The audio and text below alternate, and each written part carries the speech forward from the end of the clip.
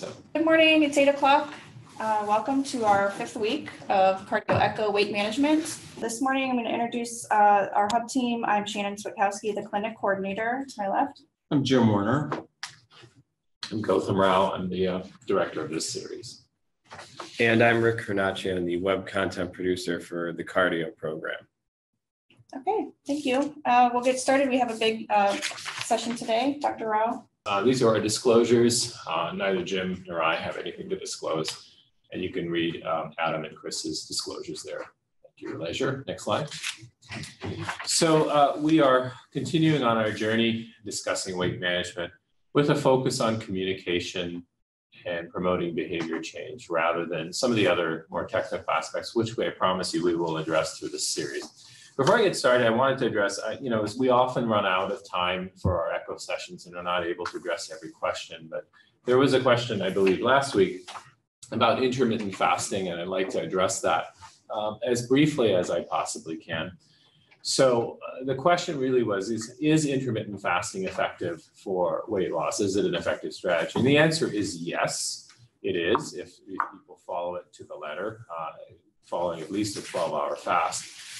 That having been said, the recent systematic review, the recent literature shows that it's no more effective than a daily caloric restriction. So in that sense, it's a novel strategy, just like anything else. I mean, if you only ate a certain type of food every day, you would probably lose weight.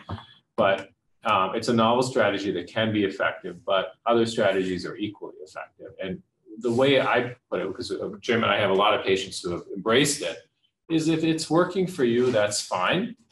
You can continue with intermittent fasting. It will be an effective strategy as long as it's sustainable. But people who are not interested in it, who want to reduce their caloric intake on a daily basis and are able to implement that, are likely to be equally successful. So there's nothing unique about intermittent fasting. Today, we're going to talk about self-monitoring. So after attending this session, you should be able to define it, describe potential mechanisms or how it works, and then list and describe a minimum of 3 practical tools. So this is my own personal experience with self-monitoring. So I've been in this field for about 20 years. I've tried every single thing that has come out over that time, some more successful than others.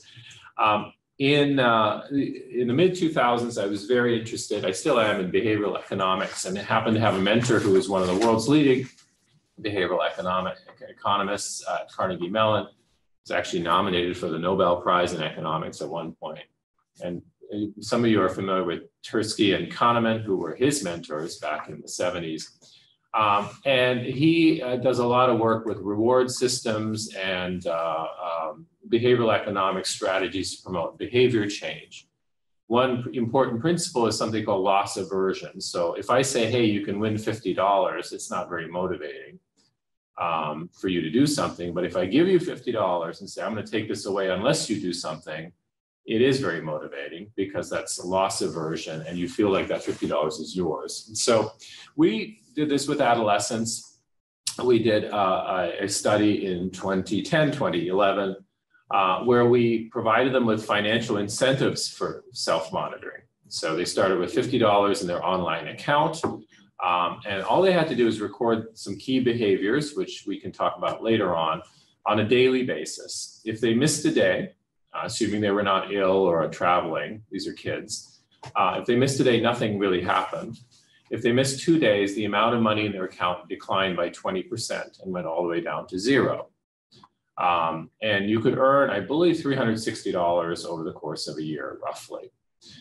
And what we found, of course, is that the children, this is purely self-monitoring. So they had counseling and visits in some cases, but in some cases they just wanted to do the study. That just self-monitored, the kids who self-monitored on a daily basis, who got the maximum amount of money, which I think was 7 or 9 kids, had a transformational experience. We had a picture on the Children's Hospital Pittsburgh website of one girl who went from being morbidly obese to thin over the course of the participation in the study.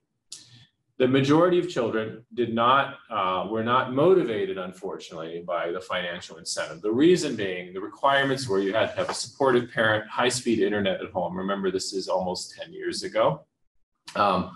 high-speed internet at home, and the parent had to log you in, and et cetera.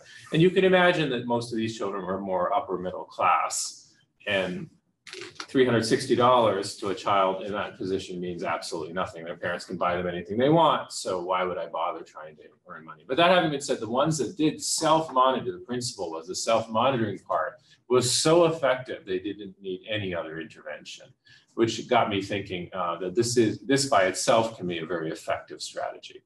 Next slide.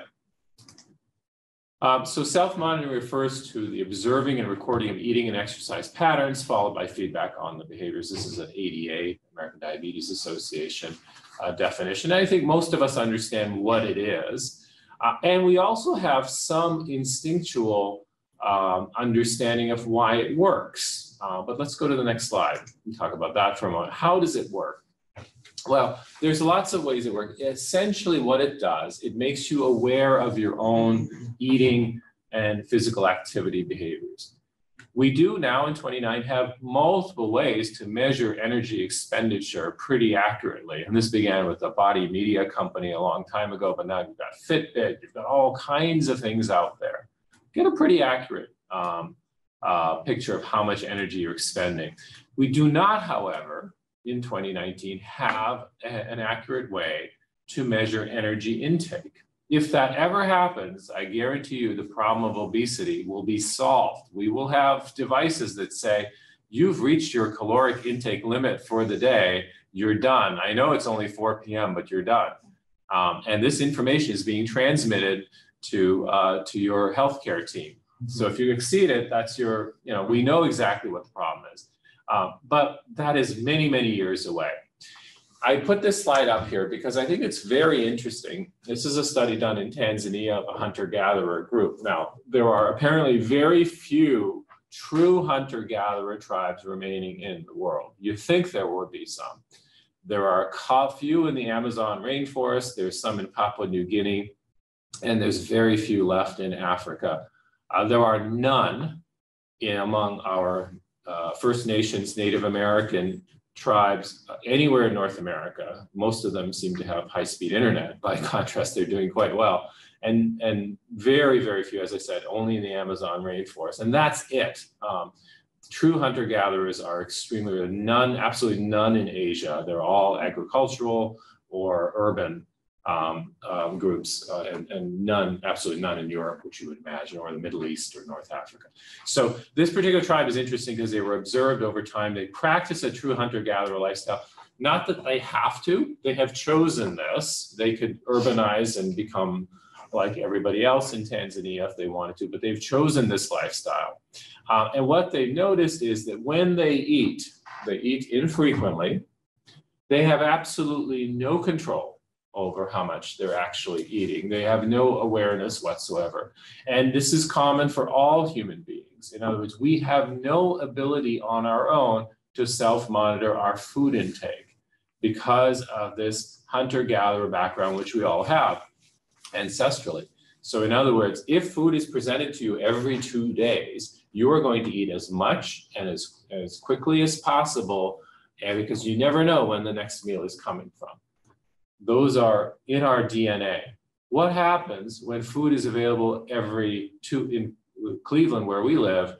I can visualize food, I think, every 30 minutes to an hour. Someone in a nurse's station or in my office, or Jim and I are at our Beechwood office. There's a smell of food. This is an obesity clinic. The smell of food infiltrating the air every 2 to 3 hours, right?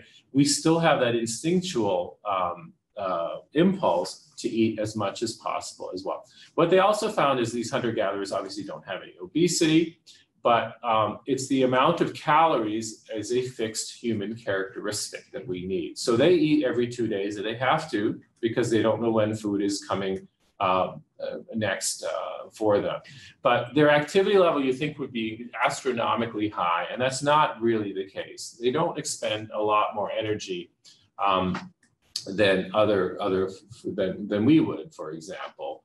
It's really that they're only eating opportunistically. And the reason that we have so much obesity in our society is that those opportunities are more frequent. That's what they're suggesting. And that's why self-monitoring is important. We have no control over what we do. If we were made aware of our eating behaviors in particular, we would be much more able to control our weight.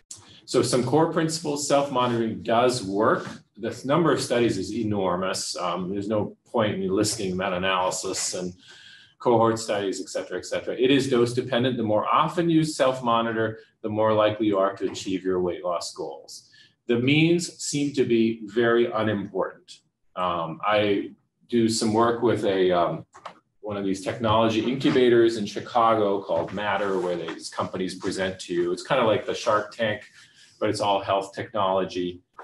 And everybody has some new app for self-monitoring. The most ridiculous one was this heart failure monitoring app, monitoring your weight and salt intake for heart failure.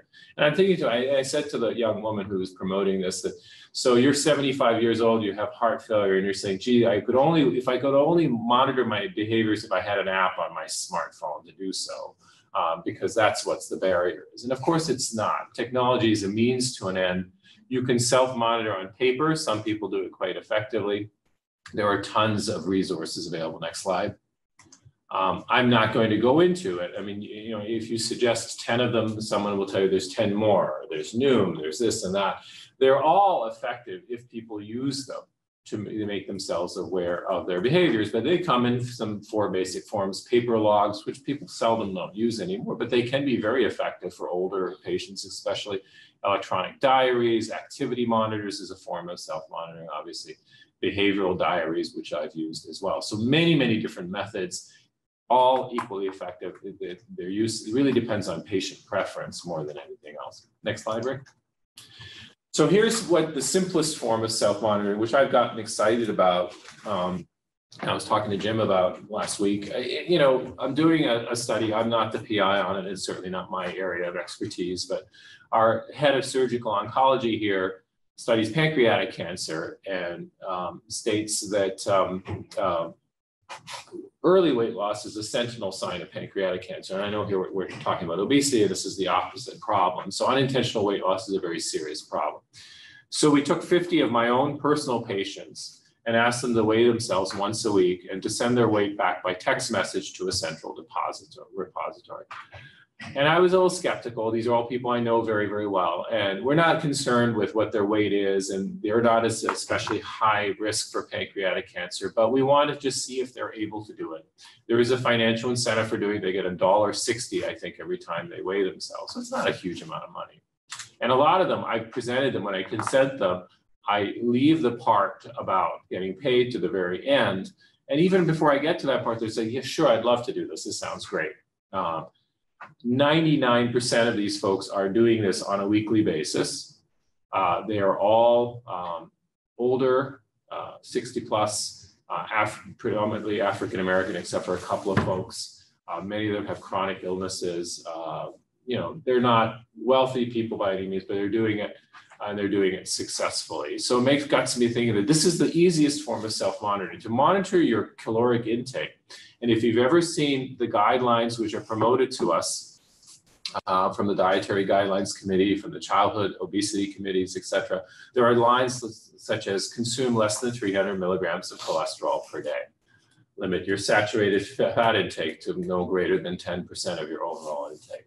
Operationalizing those types of recommendations is difficult for us. Imagine how hard it is for our patients. However, just about everyone can step on a scale, record the number, and send it somewhere. So it is probably the easiest way to self-monitor, and it's also a very effective way. If you go on a cruise, you're going to probably gain weight. If you don't exercise, or if you eat unhealthily over a period of a few days, your weight's going to go up, and if you improve those behaviors, it will go down. So it is an extremely useful form of self-monitoring. Next slide. There are no negative consequences. This is something we faced a number of years ago with adolescents, in particular, adolescent girls. There was a concern that you would be promoting eating disorders. And I look at that concern from two standpoints. First of all, from a public health standpoint, obesity is much more common than anorexia nervosa or bulimia or other eating disorders, and therefore you have to look at the greater good. But more importantly, there's no negative consequences for people who are overweight or who have obesity doing this. And finally, if you have a child who's at a healthy weight or an adult who's at a healthy weight who's excessively weighing themselves and is concerned about it, that should take you in a different direction in any case. So I don't think it is harmful, and it's relatively inexpensive. Now there are concerns. So self-monitoring works. How do we get people to self-monitor, and what kinds of patients have difficulties with this? So this is a study that was published a number of years ago from UIC, University of Illinois, Chicago. Adoption of diet-related self-monitor behaviors varies by race, ethnicity, education, and baseline binge eating scores among overweight to obese postmenopausal women. So very specific population, but one that we care for all the time. African American women in particular are less likely to self-monitor their diet behaviors. The more educated you are, as you might imagine, the more likely you are to self-monitor. And binge eating, if you have binge eating, you're not going to self-monitor very much, especially if you have awareness of that. There is some sort of, there's a strong connection there to us, because self-monitoring may reveal something that you're very, very concerned about or very sensitive about, perhaps. But there are significant differences in race and ethnicity of self-monitoring. Why are they there, people would say? Well, if you go back to where this is, and I was speaking at a conference in 2010 called Race in America with a focus on obesity and what are the differences. And it's interesting how many misconceptions there are. There is a misconception, for example, that African American women are more tolerant of obesity. They don't mind it as much. They don't care about it as much. And that's just plain wrong. They're every bit as concerned as everyone else. And I'll show you that in a moment. There is also the idea that, well, maybe health literacy plays a role in this, and it does to some extent, but that's probably not the answer either. And it's probably that we need better ways to engage our patients, especially those here in Ohio who, whatever their race or ethnicity is, tend to be of lower socioeconomic status and a lower level of education overall. So that becomes very critical as well. Next slide. So racial differences in weight loss are generally mediated, and this has been consistently shown by engagement. So non-Hispanic white women lost more than African American women. This consistently has been shown. And what is mediating that? Is it that they care less? No, that's not true. It's that they are not participating to the same degree. So it isn't even a question of motivation. There's something about how we engage people that is not working. And this is just one study, but there are many, many studies of this type. Next slide. So, and this surprises people, and it's pretty consistent finding. So I do teach in a different ECHO program, and consistently adolescent African-American girls are more concerned about their weight than their white counterparts. They are more likely to be dieting. They're more likely to feel worse about themselves at a higher weight, et cetera, which surprises people, but higher motivation for weight loss in African-American and Caucasian rural patients with hypertension or diabetes. Diabetes is a powerful motivator. So these are some of the issues, so the misconceptions that I think we need to overcome to address this problem significantly. What is the difference? It is our ability to engage people. So health literacy can explain a lot of things, racial disparities in diabetes medication adherence. So that recommendation, consume fewer than 300 milligrams of cholesterol per day, which I cannot do, right? I don't know how much cholesterol I'm consuming by 3 p.m. every day. Most educated patients would have trouble with. If you have a lower level of education, health literacy, you have no hope whatsoever of doing that. So this is one explanation for it. Numeracy, which I've been interested in, understanding numbers is very difficult, especially when it comes to dietary recommendations. Weight is straightforward. It's easy to understand for just about anyone. And that's why I think it's an ideal self-monitoring tool. Next slide. So I want to stop there with some key lessons for you. One is self-monitoring works. It's very easy to understand what self-monitoring is. We know what it is, and we instinctively know why it works. It works because we are not programmed to monitor our dietary behaviors. You cannot, Jim and I face this all the time, a patient who is very, very overweight, who reports a caloric intake of 400 calories a day, Jim, something like that. And we're like, what do I do with that? And it's because it's not that they're lying or being dishonest, it's just they're not monitoring their dietary behaviors. And it's not possible for them to report unless there is some form of self-monitoring that takes place on a regular basis. So it works, no question about it. The means of self-monitoring don't seem to make a lot of difference. And the easiest form of self-monitoring is weight. And that is applicable to all populations, children, adults, racial ethnic minorities, older and younger patients, very, very easy to self-monitor weight.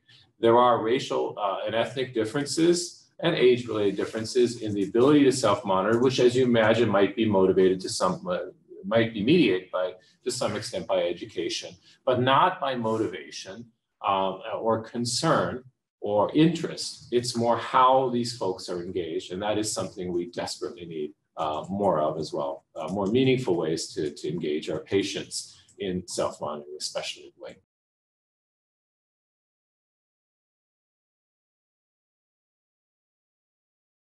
In terms of our other management, I'm going to maybe ask Chris, if he's still on, to comment about better control of her diabetes, especially through diet, if you have any comments, Chris. Yeah. And I think this becomes one of those areas that somewhat becomes a surprise to individuals, especially those with diabetes, about the impact of soda and soda consumption. And the question becomes, if they've essentially labeled it as a caffeine addiction, you're trying to deal with that aspect, but essentially the caffeine that's being consumed is coming along with a lot of added sugar. And when we're trying to manage diabetes, it's kind of like trying to use medication as the thermostat to try and heat the house, but we're doing it with the windows open in the middle of winter. So you can only do so much with medication, but you have to control how much is coming in. And the pure volume of what comes in with kind of the large consumption of sugar sweetened beverages, making some of those transitions with essentially non-caloric soda, if you know that that's we're not going to get her to change and it's been the effort, you can slowly start making that transition in that regular Mountain Dew to Diet Mountain Dew. And the nice thing about the fountain drinks is most of the time in the places you go, if they have those large, you actually have the capacity for a diet option, and it allows them to start making controls. So if you're having a lot of those behavioral health issues that you're really trying to get small steps that'll make big changes, even if they're concerned about the flavor differences, they can start mixing a ratio of 3/4 regular Mountain Dew and 1/4 diet, so that you slowly start making that palatability change. And then with that change, they can kind of gradually work forward. Now it's half diet and half regular, and you've essentially cut their sugar intake in half from that part. Those types of small changes can help, especially with the improvements in not eating out as much, because eating out is probably also going to lead to those other options that are going to be contributing to sugar and poor intakes. So those types of smaller incremental changes on especially the sugar intakes that are going to be coming from all those different sources help you kind of address the caffeine issue, but the caffeine bringing on other negative consequences for their intakes.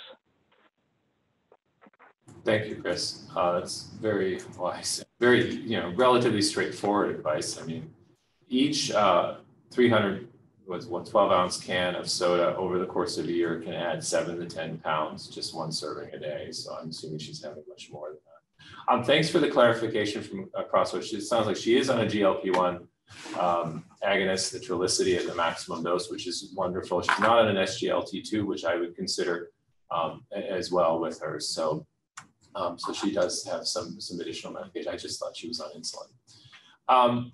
I want to give Jim a couple of minutes to talk about her mental health, because one question that comes up with me is she's carrying on behaviors that really are undermining, as Chris said, undermining her diabetes control, undermining her weight to such an extent that it makes me wonder about her mental health status and whether that is the primary cause and what we ought to address with it. So do you have any comments about bipolar disease?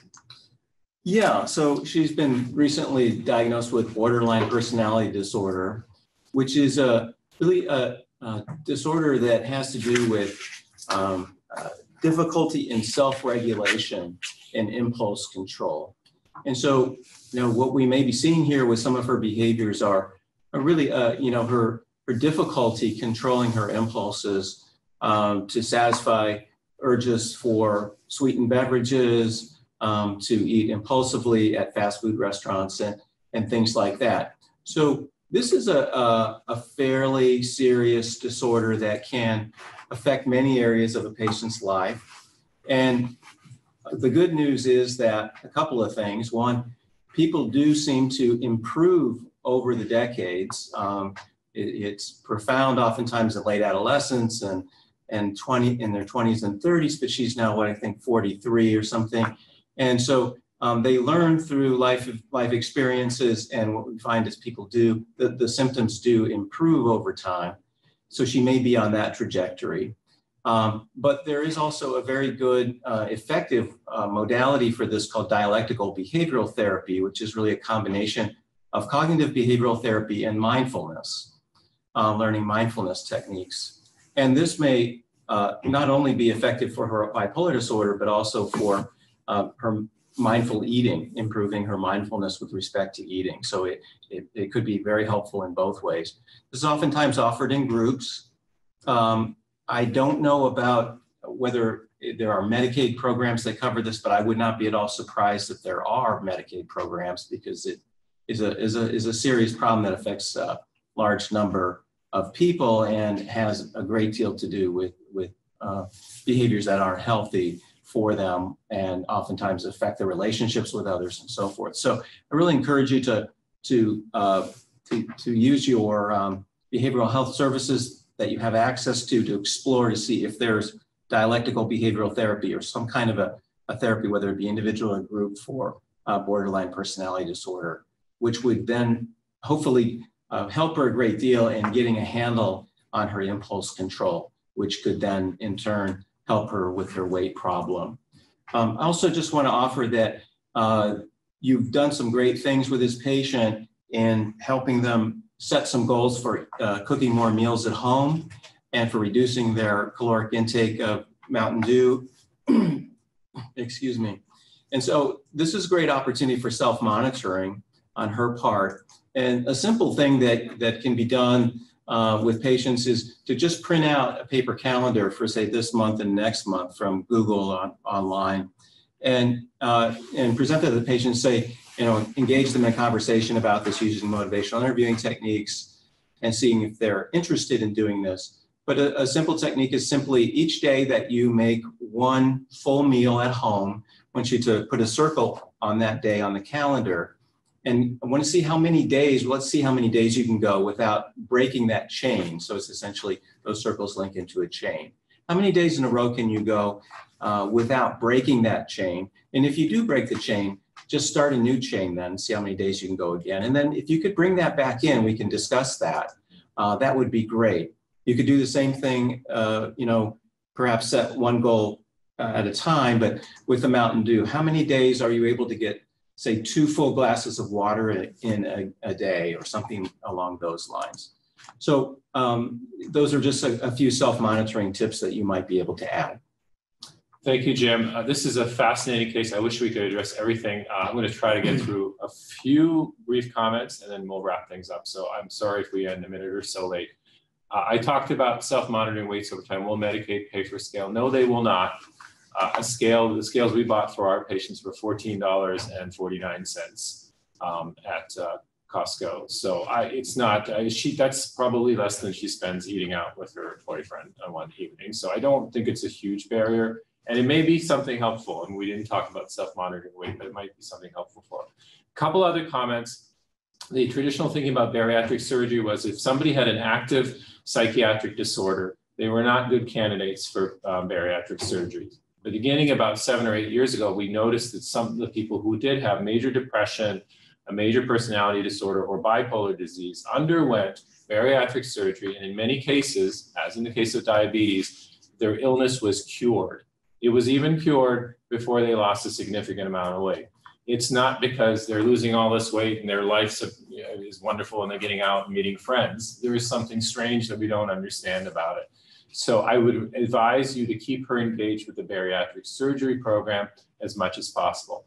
I also want to say I loved Chris's suggestion of mixing the two Mountain Dews gradually over time. So I serve on the scientific advisory board for the Dannon Company, which most of you know makes yogurt, but they also make dairy-free. They own a lot of different companies. So I have some insights into how food companies work. Most people don't know that the amount of sugar in cornflakes decreases every couple of years by a very slight amount. And kids have not noticed over the last 10 years since they began this effort. Similarly, if she can follow a similar trajectory with her Mountain Dew, she may be sugar-free before she knows it. So if she's able to operationalize that, and I understand she has a lot of challenges, I think it's an outstanding suggestion. So back to Shannon for 30 seconds or less if we can. Yeah, sure. Thank you. We are assembling your contact information for a couple of things. The cardio leadership team would like to use it as part of their internal program evaluation. And we will also be sharing your name, email address, and practice name and location with this TeleECHO weight management cohort. You do have the option to opt out of sharing your information. And if you would like to do so, please email me by October 31st. That would just be sharing the information with this ECHO cohort. You should have received that survey this morning. You will also receive a survey for a post-session follow-up. And if you would please leave your feedback there, we would be most grateful. We'll see you next week. It's our halfway point, week 6, for weight management, goal setting, and incremental behavior change. Have a good day, everyone. Thanks. Thanks, everyone.